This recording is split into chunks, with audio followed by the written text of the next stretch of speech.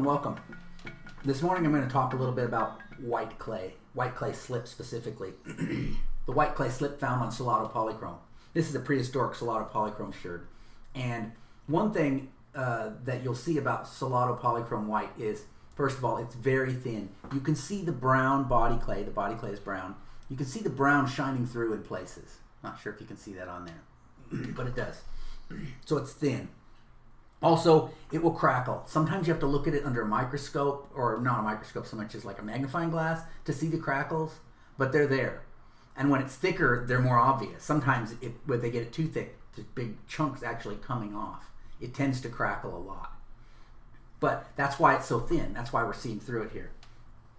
I don't know if you can see here on the side. Can you get a good view of how thick that white slip is? It is crazy thin. It is micro thin. It'd be interesting to do a study and see if you could like measure that. I've never seen anything where they tried to measure. This one has a more recent break in it. You see the thickness of the white. It's micro thin. Once again, white, but you can see that brown kind of like shining through. You're actually seeing through the white slip and seeing the brown underneath because it is really thin. So, trying to replicate that. Here's a pot I fired yesterday. I got a decent black. I probably could have applied the paint thicker, but this is good. This is success for me. This is a step forward. But crackles, if I can find a place where it's crackled, it's obviously crackled in places. You can see the crackles, like right in here. You can see some crackles. I don't know if it's so it's crackled, visibly crackled. And you don't see the brown shining through anywhere. There's like one spot, but it's really more like a misapplication of the slip. It's not that it's so thin that you're seeing through it. So what does that tell me? Thinner. I have to get it thinner than this. So here's a pot that I'm working on. And this has a thin, this is probably two very thin coats of the same white slip. Same slip as this, okay? And that's probably about as thick as the slip was on this jar. So what does that tell me?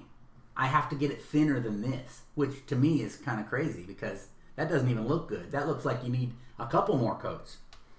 But if I'm going for this, then I think I've got it too thick on here. So I'm working on trying to figure out what the right application for this stuff is so that I can make it look as much like prehistoric Salado Polychrome as possible. So if you've got any ideas, feel free to leave comments or ask questions in the section below. The other thing about the slip that I've been thinking about is how it was transported. So after looking all over for the white slip that the Salado would have used and finding none, I'm now getting slip from north of the Mogollon Rim. And that's what's giving me good success. So if they were importing slip from that area, which is doable because the distances are there, how far they would go to trade, it's within that range. If they were transporting slip from above the rim to below the rim, if they were spreading it then from those villages where it was landing, say Ormond Village, Safford area, Tonto Basin, if it was then spreading south to other villages, say Crescent Ruin in there, Vipa Valley, other places south, how was it getting there?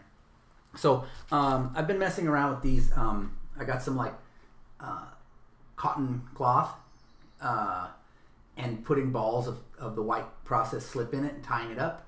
This would be a great way to transport it.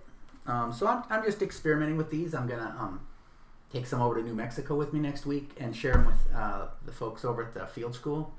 And this is based on an idea that they found some amaranth seeds tied up in a bundle of cotton over in the Verde Valley in central Arizona. So that's where I got the idea. But it would be a good way if you were transporting slip and you were spreading it to other villages for pottery making. And a little bit of slip like this would make a number. Remember how we're talking about how thin the slip has to be?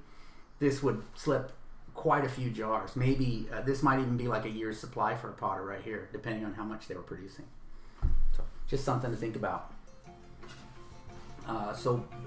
Please subscribe to my channel. You might want to check out this video over here, this one right there, yeah. Or go over here and subscribe to my channel. I really appreciate you watching these videos, and have a great one.